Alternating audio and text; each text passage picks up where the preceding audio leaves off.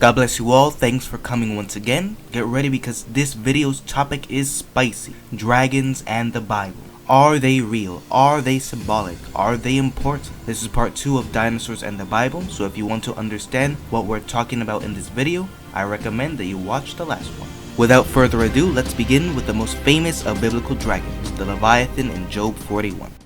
Right before God talks about the Leviathan in Job 39, he talks about many animals we know today. And in Job 40, he also talks about the behemoth. God is talking about these animals as part of the awesome creation he has made, including the Leviathan. In fact, before God talks about two of his greatest creations, the behemoth and the Leviathan, he tells Job to gird up his loins, or in other words, to prepare yourself. So let's gird up our loins and read scripture in Job 41. Can you draw out Leviathan with a hook, or snare his tongue with a line which you lower? Can you put a reed through his nose, or pierce his jaw with a hook? Will he make many supplications to you? Will he speak softly to you? Will he make a covenant with you? Will you take him as a servant forever? Will you play with him as a bird? Or will you leech him for your maidens? Will your companions make a banquet of him? Will they apportion him among the merchants? Can you fill his skin with harpoons, or his head with fishing spears? Lay your hand on him. Remember the battle. Never do it again. Indeed, any hope of overcoming him is false. Shall one not be overwhelmed at the sight of him? No one is so fierce that he would dare stir him up. Who then is able to stand against me? Who has preceded me, that I should pay him? Everything under the heaven is mine. I will not conceal his limbs, his mighty power, or his graceful proportions. Who can remove his outer coat? Who can approach him with a double bridle? Who can open the doors of his face with his terrible teeth all around? His rows of scales are his pride, shut up tightly with a seal. One is so near another that no air can come between them. They are joined to one another, they stick together and cannot be parted. His sneezings flash forth light, and his eyes are like the eyelids of the morning. Out of his mouth go burning lights, sparks of fire shoot out, smokes go out of his nostrils, as from a boiling pot and burning rushes. His breath kindles coals, and a flame goes out of his mouth. Strength dwells in his neck, and sorrow dances before him. The folds of his flesh are joined together. They are firm on him, and cannot be moved. His heart is as hard as stone, even as hard as the lower millstone. When he raises himself up, the mighty are afraid. Because of his crashings, they are beside themselves. Though the sword reaches him, it cannot avail, nor the spear, dart, or javelin. He regards iron as straw, and bronze as rotten wood. The arrow cannot make him flee. Sling stones become stubble to him. Darts are regarded as straw. He laughs at the threat of javelins. His undersides are like sharp potsherds. He spreads pointed marks in the mire. He makes the deep boil like a pot. He makes the sea like a pot of ointment. He leaves a shining wake behind him. One would think the deep had white hair. On earth there is nothing like him, which is made without fear. He beholds every high thing. He is king over all the children of pride. God describes the Leviathan as a huge and powerful sea serpent. You can't fish a Leviathan and expect to pull him into your boat. If you try to fight him, you will remember the battle and never do it again. Iron is like straw to him, bronze is like squishy rotten wood, arrows do not make him flee, and javelins cannot pierce his armor.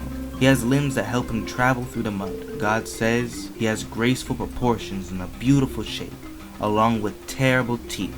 He is heavily armored with scales which are tightly sealed, and his eyes glow like a sunrise. But the most surprising part of this description is when God says he breathes fire. What? Is God speaking about this animal symbolically or as a real creature that he created? Well, the Leviathan doesn't only appear in the Bible but also many other cultures. This is the Babylonian version of the Leviathan called Tiamat, supposedly the foundation of the world. Many non-believers also believe that Noah's flood was based on Babylon's version of the flood.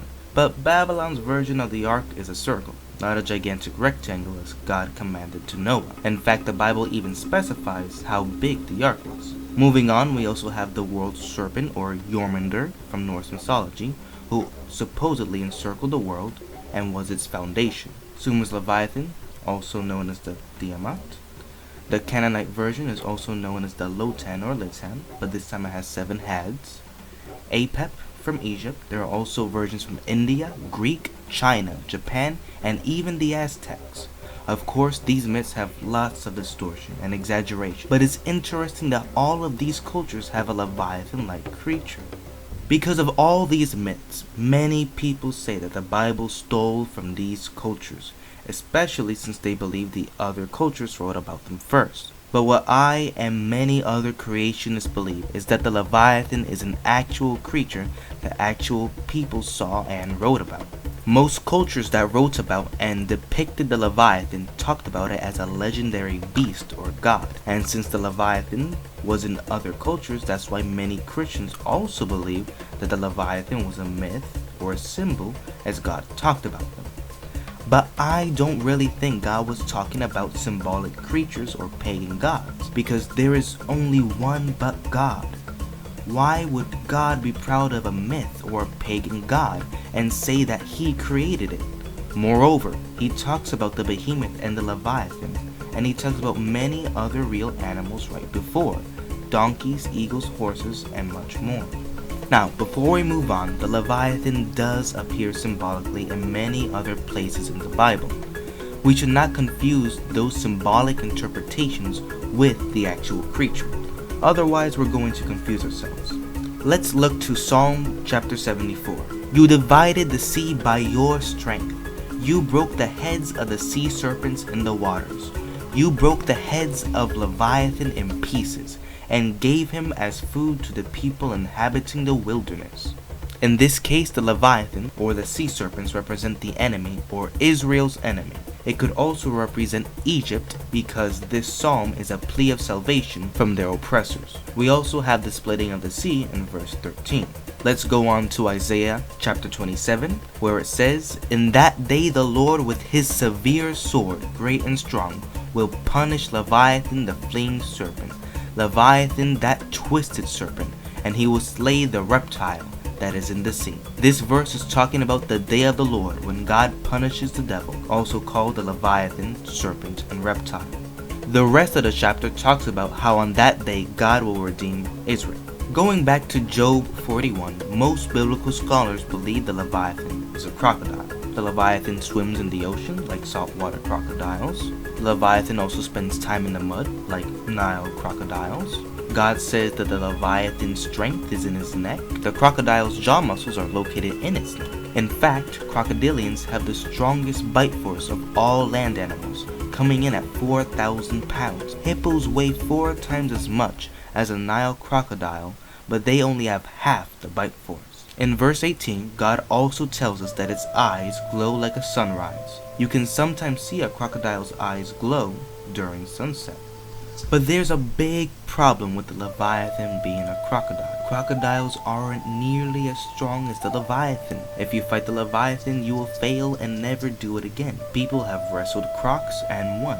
The Leviathan can easily break through metal. It's like straw to it. Crocodiles cannot. Crocs in zoos are easily kept in with a chain link fence or even a wooden fence. If crocs were as strong as the Leviathan, they'd be breaking out all the time like in Jurassic Park. But the biggest problem is that it breathes fire. When was the last time you saw a croc blowing smoke out of its nose or barbecuing a zebra? But that's impossible. How can an animal breathe fire? Well, it's not impossible. Let's look to nature. This is a bombardier beetle. The reason why it's so interesting is because it can create an explosion from its butt. In its abdomen, it has 2 glands full of chemicals. When the chemicals combine, it makes an explosion of hot gas 212 degrees Fahrenheit. Another way a dragon could possibly breathe fire is by using methane gas formed in its intestines or stomach. Instead of farting the methane out, which is what we do, it could store the gas in a gas bladder. When it was ready to breathe fire, it would open up the bladder and push it out with the air in its lungs. Once the gas was in its throat, it could create a spark to light it on fire. But how would it create the spark to light the fire? Well, it would use a naturally occurring piezoelectric crystal, which when squeezed could create a spark. Well, how would the dragon get the crystal in its throat? Well, by swallowing it. Plenty of animals swallow rocks, called gastroliths, to help grind up their food. Since they don't chew, the rocks grind up the food for them as it moves around in their stomach. This is a fossil of some gastroliths found in a dinosaur, but some seals, penguins, and crocodiles have gastroliths as well. This is where the crystal might go. Say it could breathe fire. How would an animal protect its throat from burns when breathing fire? Well, it would use mucus. Movie makers use a similar thing when lighting people on fire. Instead of using boogers, they use something called fire gel. The fire gel acts as a protective layer when the fire is burning on them. In fact, it's so effective they don't feel much heat when on fire. The mucus would coat the throat, thus protecting it from burns. Those are a few ways an animal could breathe fire, but if anyone could design a fire-breathing dragon, it would be God, the creator of the earth and the universe around it. But wait, there's more. The Leviathan isn't the only dragon in the Bible or in the world. Of course, dinosaur was not a word until about 200 years ago. So in ancient history, including the Bible, a dragon would not be called a dinosaur. Now, dragon is one of the only words in the world that is found in every single culture, language, and people. I do not think this is a coincidence, but further proof that after the flood, dinosaurs, or large dinosaur-like creatures, still roam the earth. Now, there is a certain word, a certain animal in the Bible that has replaced dragon in almost all translations of the Bible. That animal is the jackal, a furry little coyote-like animal. I don't think a jackal can be considered a dragon by any standard. Now, almost every time jackal is mentioned in the Bible, the actual Hebrew word is tanin, meaning serpent, dragon, or sea monster. But there is already a word for jackal in the Bible, which is shual, which can also mean fox. So why did the translators replace dragon with jackal? Did they doubt the validity and the reliability of the word? Did they think dragons were simply mythical creatures? An interesting note is that I have only found one version of the Bible that translates tanin correctly. It is also one of the oldest translations of the Bible, the King James Version. There are a lot of examples, but here are 3 of them.